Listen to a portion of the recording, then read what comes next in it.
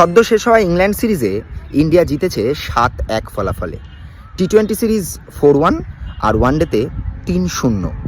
Brazil ছাড়া এই কৃতিত্ব অন্য কোনো দেশের আছে বলে মনে পড়ে না।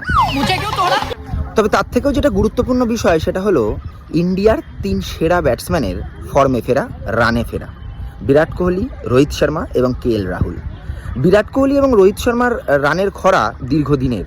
কে.এল. রাহুল অস্ট্রেলিয়াতে টেস্ট সিরিজে কিছুটা ভালো খেললেও ওয়ানডেতে কিন্তু সেভাবে দাগ কাটতে পারছিলেন না।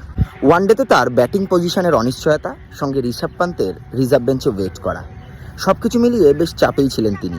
তাই ইংল্যান্ডের সাথে ওয়ানডে সিরিজের প্রথম দুটো ইনিংসে বলা যায় তিনি ব্যর্থ। কখনো নেমেছেন 6-এ, কখনো 7-এ।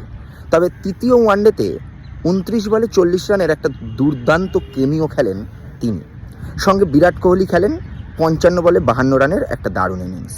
এবং ইংল্যান্ড সিরিজেরই দ্বিতীয় ম্যাচে রোহিত শর্মা সেঞ্চুরি করে বুঝিয়ে দেন সমালোচকদের তার ব্যাটের রান এখনও ফুরোয়নি, তার ব্যাট এখনও কথা বলতে পারে। এর সাথে সাথে শুভমান গিল আর শ্রেয়াস আইয়ারের অসাধারণ ব্যাটিং পারফরমেন্স।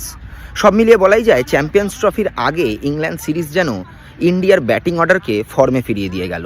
ব্রিটিশদের এবার মাফ করে দেওয়াই যায়, চুরি করা কোহিনূর ফেরত না দিক, ইন্ডিয়া টিমের বিরাট কোহলি, রোহিত শর্মাদের ফর্মটা তো ফেরত দিয়ে গেল।